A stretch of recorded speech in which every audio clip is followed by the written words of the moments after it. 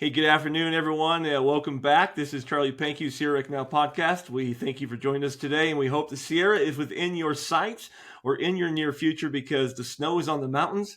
The sun is out, bluebird sky today, at least where I'm at in Carson Valley, and it's ready to be played in. So we hope this is coming to you at the right time to get you up in the mountains and ready to play. And today we got a great guest from Mammoth for me, so we're going to be talking all things Mammoth. So if you are into Mammoth and skiing and outdoors, right show for you today. Join us along. We got John on here. I'll get introduced in a second. But as always, I can't do any of this without my sponsors and people who support me. Visit Carson Valley has been a sponsor of mine for several years. So if you give me just a second, I'm going to run a little preview video of our wide open spaces here in the Carson Valley for them as well.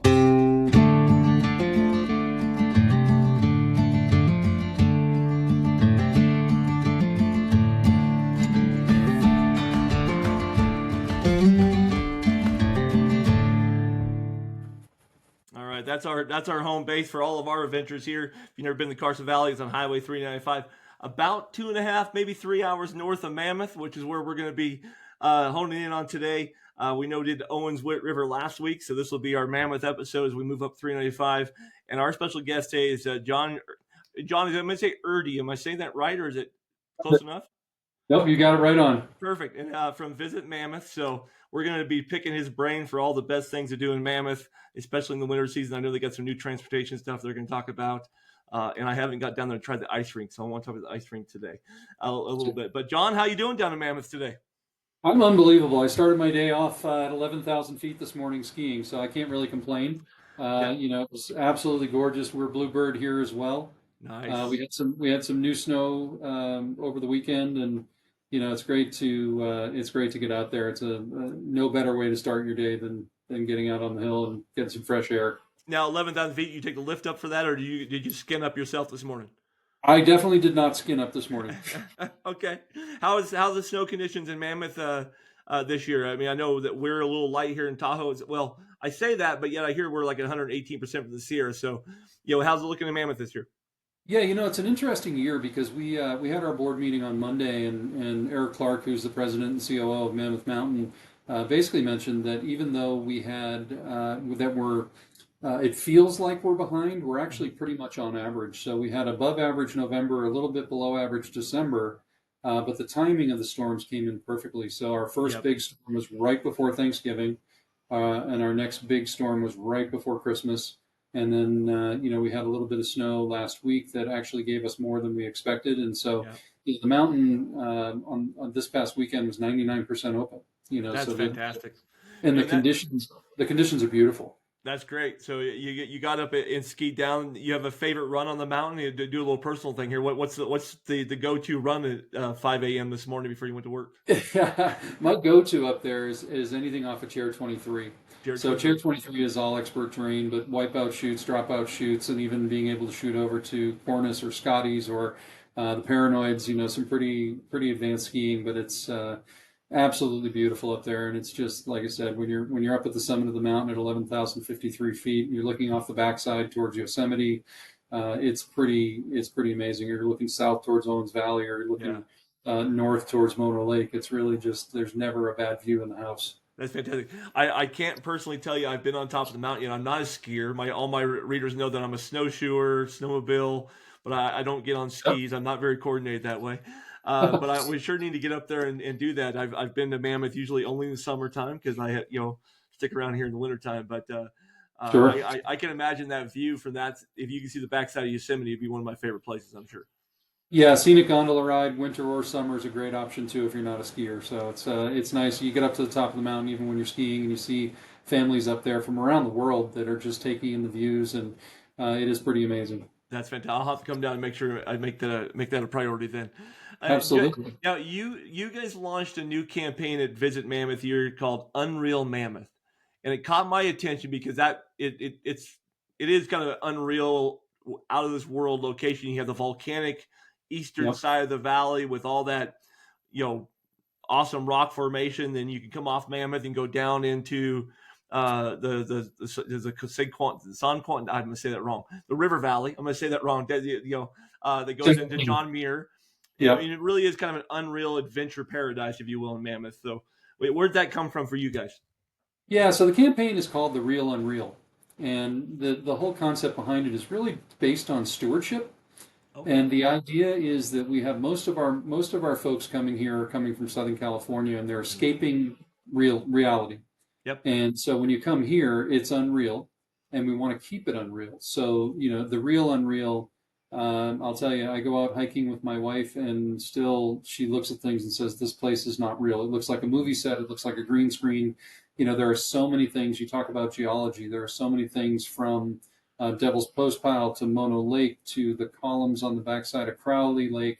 There's Hut Creek. Yep. There's just so much going on here that is otherworldly and doesn't seem to make sense. And we just want to make sure that people treat it that way, and they don't want to. We don't want to be real. We like Yep. being unreal, and we don't want to. You're escaping Los Angeles. We don't want you to turn this into Los Angeles. So, keep it unreal, keep it clean, keep it. Be patient, be kind, be considerate. Um, you know, be a steward for the area because we're preserving it for generations to come, and we want to make sure that everybody has a chance to enjoy that. I love that. I love that. John, you don't know, we've never met, so I volunteer in Desolation Wilderness during the summertime as a ranger, and it's one of my favorite things to do is especially talk to young kids who are coming in, and I love asking them. Says, "Hey, can you pick out the orange trees for me real quick?" And they go, "No," and I Yeah, go, "That's because oranges don't belong in Desolation Wilderness, and so take your pills with you, okay?" that's a good one. That's a good one. I like that. It works because I'll Yeah. get kids coming. I picked up this garbage. What do I do with it, Mr. Charlie? Go, put it in my bag. That works for me. Perfect. So, yeah, Perfect. that's really good. I think one of my favorite hidden secrets there in Mammoth, a bus driver told me not to miss the. I'm gonna name it wrong, but there's a crack from an old earthquake fault right off the Mammoth Mountain there that you drive by Yep. probably 100 times and never know is there, and then all of a sudden you stop and go, "Oh, this is so cool!" Because you actually walk through it, kind of down there. So, Yeah, and no, during the winter, it's actually the parking area for it is obviously under snow, and they take the sign down. So a lot of the folks that come through here in the wintertime, the mountain does, 1.4 to 1.6 million visitors a year, wow, and so half of them don't even know that we have a lakes basin in the summer because that's also closed for the most part, other than the Nordic skiing up there. But yeah, the earthquake fault is from the early 1900s, and it is in places it's 25 feet deep and mm-hmm. it's 10 feet wide, and Yeah, it's a figure that is just amazing. So yeah, the geothermal activity here is pretty amazing. We have well, it's probably more than a 20 megawatt geothermal plant right across the highway now, but wow. just all the geothermal activity here, like I said, the geology, it's really, it is unreal. It is unreal. That's cool. Well, so before we geek out too much more on recreation, you and I spoke back in November. You guys have some new transportation announcements that have happened. I want to make sure we highlight those today because Yeah. getting to Mammoth now is easier than ever for people who don't live within driving distance, even right? Absolutely. I grew up on the East Coast, and it was hard for me to even consider coming to Mammoth just because there was no way to get here easily. I would have to fly over Colorado, I'd fly over Utah. If I flew into Reno, I'd have to drive past Tahoe. And frankly, growing up in New England, I could fly to Europe and ski over there almost faster than I could be getting out here. Yes. Now with United Airlines, we have amazing service through both San Francisco and Denver. That's really daily service on both of those to get people here from around the world. Hmm. And the Bay Area, it's a 32-minute flight up and down, and it's pretty much a scenic flight. You fly right over Yosemite. Yep. That lands down in Bishop, and we've got great transportation options to get you guys up the hill. And so it's really made us more accessible than ever before. That's great. And then, like I said, I've never been up there in the wintertime. So once someone flies in, you have transportation from the airport to maybe where they're staying hotel wise. What does the local transportation network look like for buses or Yep. taxis or whatever? What's the services look like around town? Yeah, it's pretty amazing. And we also have the air service into Mammoth Yosemite Airport from Carlsbad and Los Angeles. So, I mean, you can Okay. get here, scheduled charter or commercial. It's awesome. Then you don't need a car.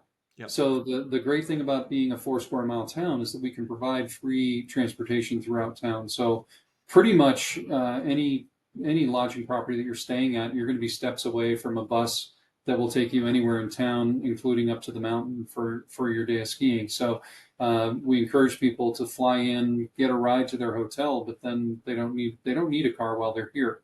Yep. It's a pretty concise little town, and the transportation services are wonderful. Yeah, and just to switch to summer as we move into the summer season too. Bring your bikes because you guys have an amazing bike network, trails up to the lake Oh yeah. basin, the whole thing. So you could literally park your car at the hotel and be on the bike the rest of the week. Yeah, the highest multi-use path in the country, paved multi-use path in the country, rides up to the Lakes Basin. The mountain itself has 80 plus miles of mountain biking terrain Hmm. on it, lift-served mountain biking terrain. So I mean, there's a little bit of something for everyone, and obviously we're surrounded by millions of acres of public land, so it's really kind of endless. In fact, I always tell people that in the summertime it's hard when you wake up in the morning. It's like, okay, are we going to go hiking? Are we going to go biking? Are we going to go paddleboarding? Are we going to go golfing? Are we going You to, get all of it, just, right? there's only too many options almost. So, Yeah, that's kind of funny. The golf is the one thing I never think about with you guys, but you guys probably yeah, have some amazing courses down there too. I sure always think about is. the mountain biking, the hiking, obviously, and backpacking is my gig. My gig. Last summer, I actually stopped by and paddleboarded in Lakes Basin. I was Yeah. came back from some backpacking and stopped at Convict Lake and did some paddleboarding, and then I came back up at Lakes Basin. And for correct me, the last lake down where the big parking lot is, I forget the name of that. Is that Mary Lake that's back there? Or is it, which one's it?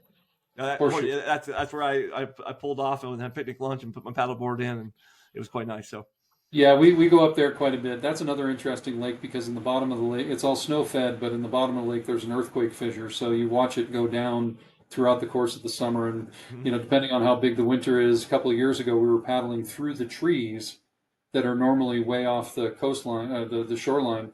And I we were did actually not know paddling through. that. Yeah, we called it the jungle cruise because it was definitely amazing. But the fissure in the bottom of the lake, the water kind of leaks out pretty consistently. And so That every time you go up there, it's different. I wondered why every time I go there the water level is different because I've never really seen a dam there. And I'll be Yep. honest, this was my first year learning to paddleboard, so I stayed on my Yeah. knees and I didn't actually go out that far. I just wanted to say I did it, right? So it was like, Yeah. all right, I cruised around, I did, but it's like I was wondering why that lake always adjusts so Yeah. much. Now I know. That's great news. So, Yeah, that wow, that big winter, we didn't even get the Lakes Basin open until July 21st, and exactly. like I said, the water was probably 30 feet higher than normal, and Mhm. the water was very cold, and I fell off my board and I lost my sunglasses. Oh I spent the no. rest of the summer. I spent the rest of the summer because I knew roughly where they were. I spent the rest of the summer looking for them, and about the end of October, on my final try, I found them. Oh, that's incredible. That's it. I spoke with the Clean Up the Lake Yeah. group earlier this summer, and they were actually on the way up to Mammoth just that next week. And so we spoke Yep. about Mammoth and their efforts up there. I hope that went well for him. I haven't talked to him since, but I Yeah, assume that. Colin and that crew are amazing. When he and I chatted probably 4 years ago about what they did, I Mhm. basically just said, "We need you here." And so far they've cleaned up a few of our lakes. They cleaned up Lake Mary this summer, Lake George last summer. They've done a couple other things over on June Lake, Okay. and it's just an unbelievable program. And right now we Mhm. actually have a matching grant program for that. Oh, do We you have really? set aside to match up to $100,000 over the next 4 years for people donating to clean up the lake for the efforts here in Mammoth Lakes. So, for those who don't know what it is, they basically Mhm. circumnavigate the lake up to 25 feet deep, and they pull out everything from old tires to tons and tons and tons, literally, of fishing gear. Yeah. Not nothing that people are maliciously losing, but I have a tendency to catch a lot more logs than I do fish. Yeah. And so the amount of lures and fishing line and everything else that they pull out of there is amazing. And then obviously the education piece of it is to encourage people to keep the lakes clean moving forward. Absolutely. It's Yeah. amazing work. I love Colin. Colin's a dear friend, and I really, really will always sing their praises because of what they do. Yeah, they do a great job. They do a great job down there. So before the show, not to switch gears again on us a little bit, we want to keep the show rolling here. I mentioned the ice skating rink. So I Yes. spoke with you guys. I want to say it's almost been 2 years now. The LA Kings sponsored Yep. your big ice skating rink. I haven't made it down there yet. Can you maybe tell our guests, about this piece of ice now that you guys have available for families to enjoy when they come to town? Yeah, the LA Kings Ice at Mammoth Lakes. We've been a partner with the LA Kings for about 8 years now. So Mammoth Lakes, Mammoth Mountain, we all partner up and we promote the area down at the Kings home games, and they in turn have worked with us to build this beautiful facility. It's an Olympic-sized rink. In fact, I had hockey last night. We have our winter league starts next Tuesday, Oh, so cool. last night was kind of a kickoff and it's amazing. It's public skate is available. We've got tons of kids programs going through there. The Kings bring up programs to help coach the kids. And I think the thing that I learned the other day was that when we had the outdoor rink, our adult league was about 60 people. Hmm. Our adult league now is 128 people. Wow. So they've really broken it into multiple different leagues within the leagues, and there are four basically beginner leagues, and then there's four advanced leagues, or four, excuse me, teams that are out there. So it's great. It's my wife and I have season passes to go in and skate at the public skate.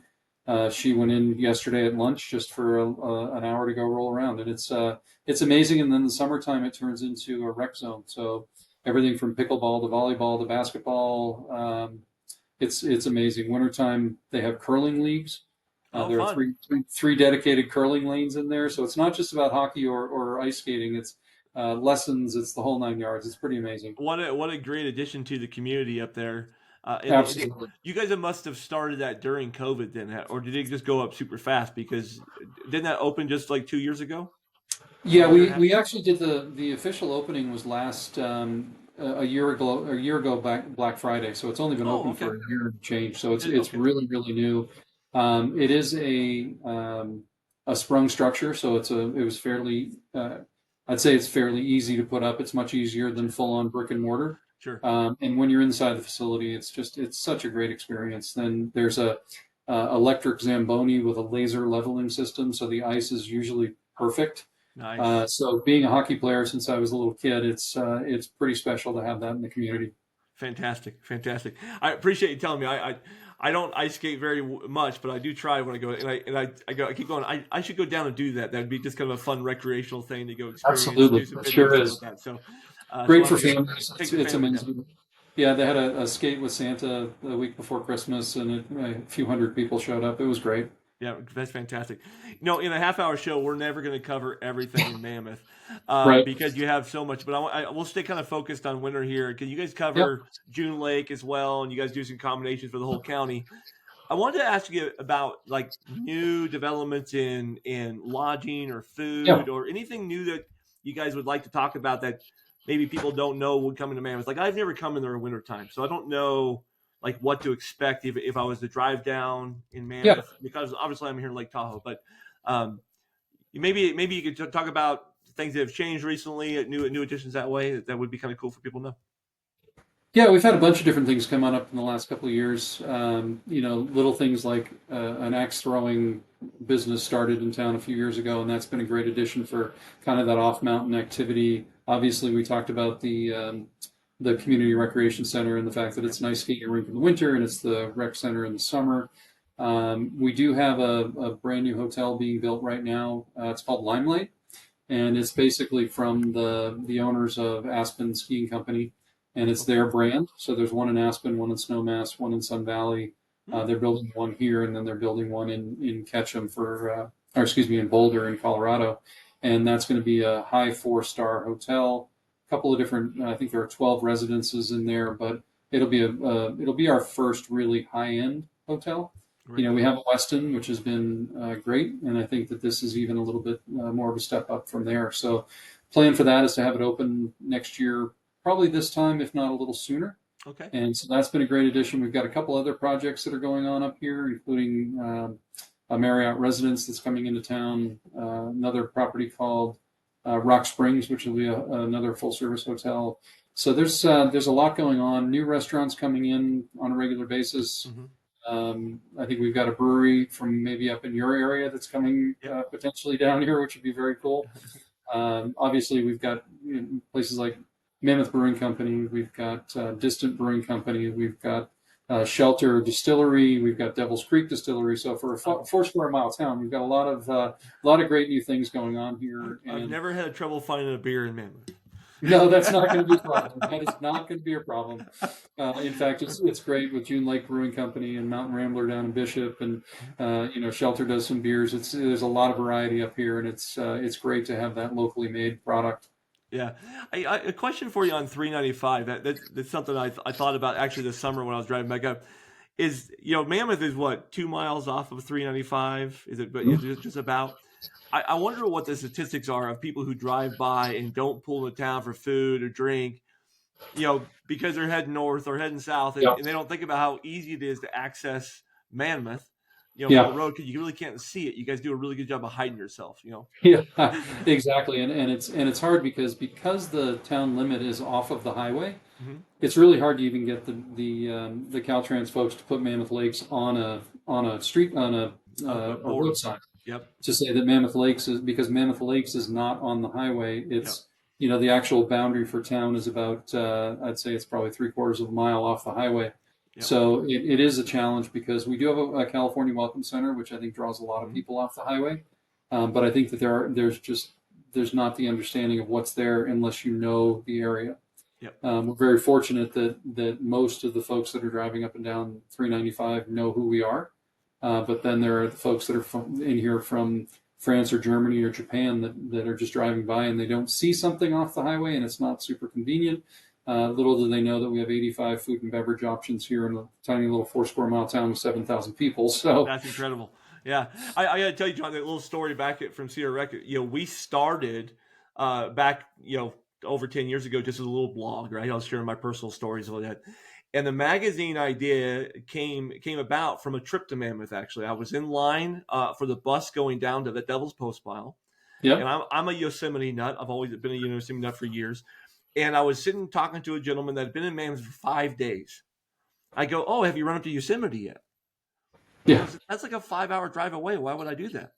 And in the summertime, he had no idea that 20 miles up the road, he'd go up Tioga Pass and be in Yosemite in right, 35 minutes or 40 minutes. yeah, And it blew me away about how, you kind of like your unreal, people, they come to one destination and they don't understand all the options around available right, to them. And they kind of cluster around. And I just did a thing on today on Yosemite for free days and how to not find crowds on free days, right? There's plenty of space to move around. yep, So I'm wondering in Mammoth, if you think about winter right now, ski weekend, they come to town and somebody's looking to maybe escape the crowds a little bit. yep. And maybe they still love to ski, but they want to experience the outdoors a little bit. What are some recommendations that Mammoth would have for guests to get out and experience nature, kind of uncrowded, if you will? Yeah. Well, and I think even just from the Mammoth Mountain experience is, get out there at 8:30 when the lifts open. 100%. Really, it's the best time of day. It's, the snow is amazing. The crowds are limited. And, the other options are places like June Mountain.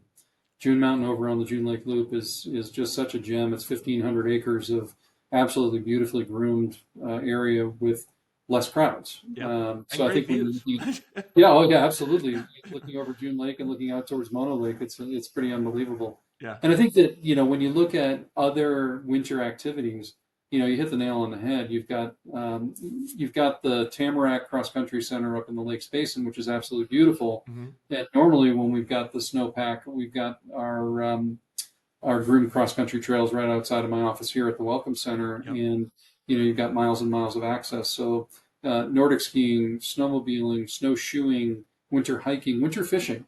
I don't think people Yeah. think Oh, about the sure. winter fishing, and I'm sure your folks at the Owens were talking about the fact that there are winter guidelines for fishing, and Yep. it's great. I mean, just getting outside and enjoying the snow, taking your dog out and playing in the snow. It's really kind of endless. Yeah, you brought up a good point there. From a dog-friendly standpoint, Mammoth seems to always been a pretty dog-friendly destination. That seems to become less and less in some of our mountain areas that we go, where there's a lot of dog ordinances nowadays. Does Mammoth kind of promote that? Are you guys pretty dog-friendly and most all the way around?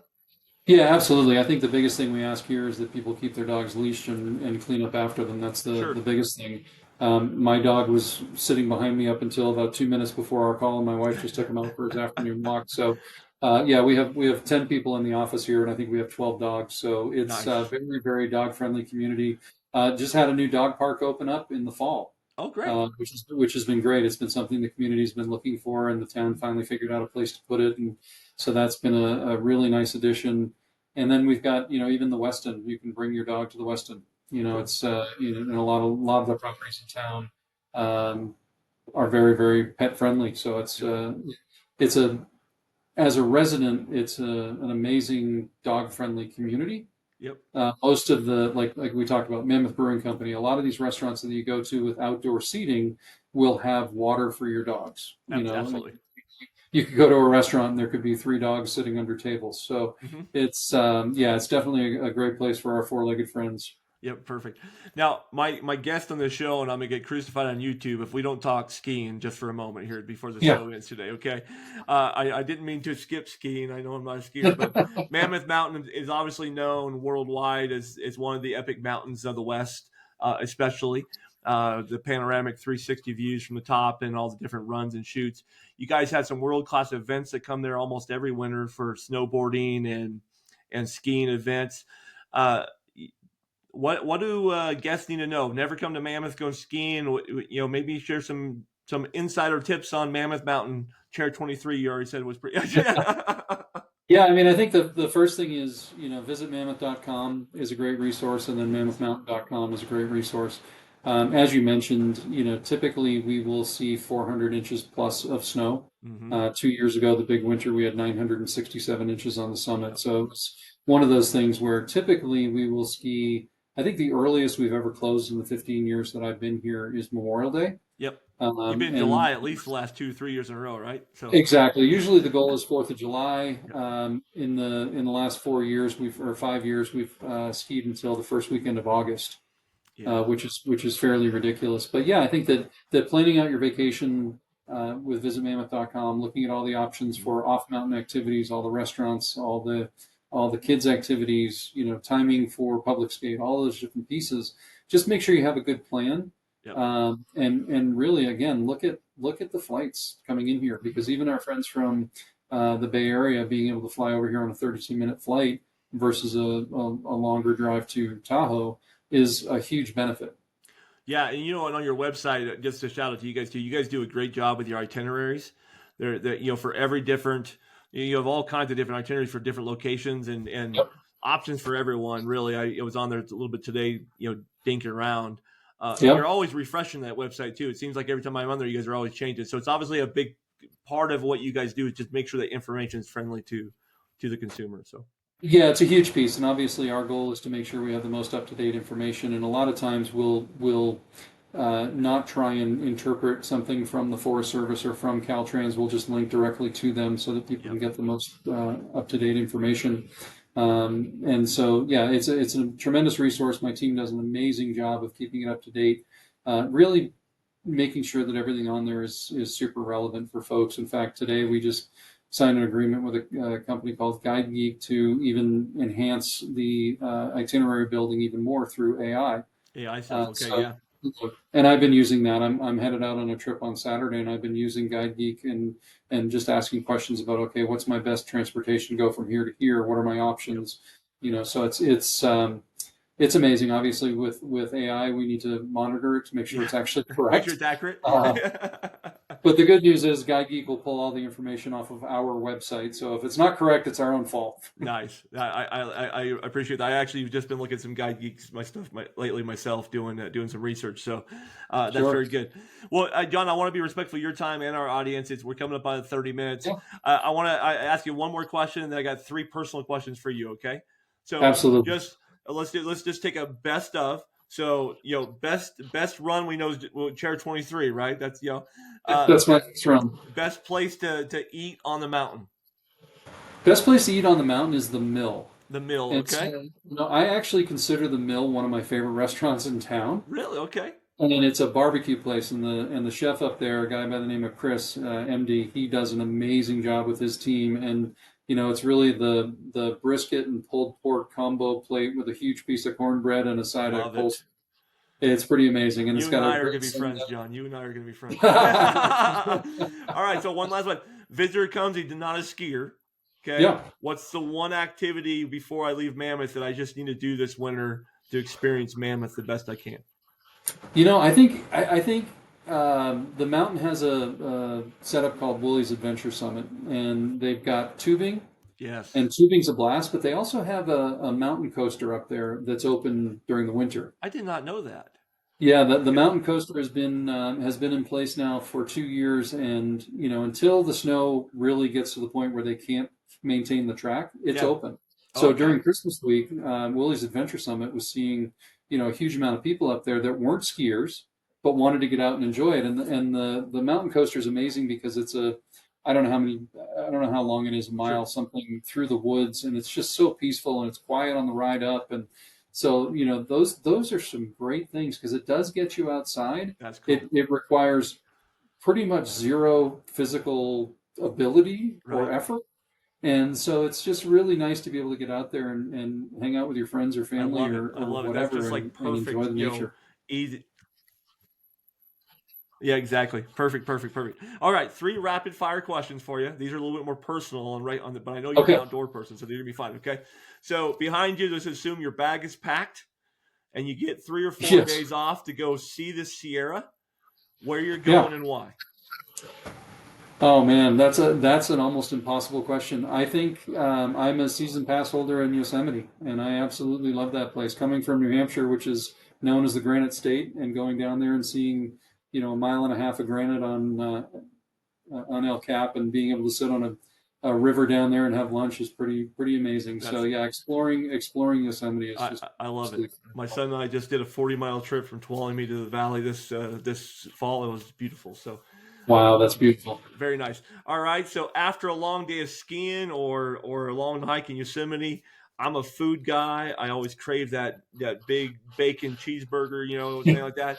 What's your go-to food, either out on an adventure or afterwards? Where do you like to stop? Here in town, I think one of my favorite places is Gomez's. So, again, coming from the East Coast, there's not a lot of great Mexican food on the East Coast. So I've Yeah. been very, very much enjoying that. And it doesn't hurt that they have about 1,000 tequilas on the wall. There you go. I like it. See, John, you and I are going to be friends, man. We're going to get together. You got to come visit. We're going to go have barbecue, and then we're going to go message with tequila. I like it. That's right. Perfect. All right, final question. Gear guys, are listening to the show. Everybody always wants to know their favorite piece of gear. Yep. When you go outdoors, whether you're skiing, hiking, mountain biking, most of the gear guys always have something they always take with them. Whether it sits in their car or it's in their backpack. Mine happens to be paper maps. I love paper maps, so I have maps of every place in the Sierra. What is your go-to piece of gear that you just don't like leaving home without? Yeah, that's a tough one because I think, we talked about paddleboarding in the summer, and I call my car the adventure wagon because I usually have my paddleboards in there ready to go, and I've That got works. bags full of everything from bathing suits to waterproof containers for my phone. So I think everything that I have is essential. I don't know. I love the paddleboard because I learned that this summer, right? I got the paddleboard for the first time. I put it back and stayed there just in case I came to a lake.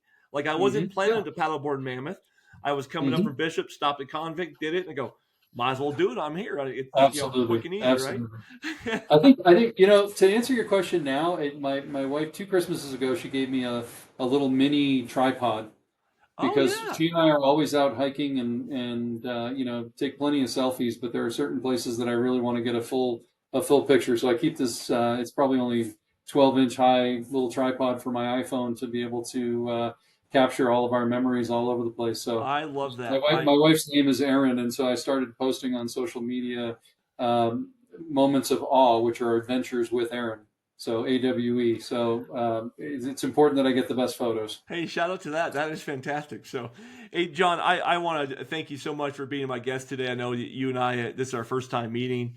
Hopefully, we can do this again maybe in the summertime when it's more summer season for Absolutely. Mammoth.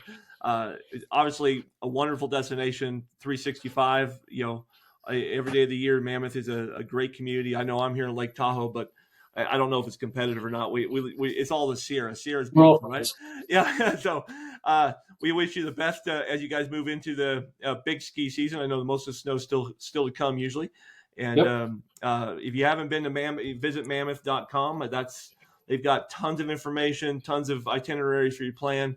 Obviously, it sounds like they got tons of rooms and more to come. So a growing community, and we always enjoy our visits when we stop by in the summertime. So wherever you're at today, we hope the Sierra is in your future. We thank you for joining our show today. We're traveling or at home watching. Leave us a comment down below if you like Mammoth. If you've been there before, give me your favorite place to eat. We heard about the meal today in Gomez's. We want to know where your favorite place to eat in Mammoth is. And we look forward to catching you next week on our show. And we'll talk a little bit of Yosemite maybe next week. All right. Have a great day. And John, thank you so much for joining us today. Love it, Charlie. Thank you for having me. Yep.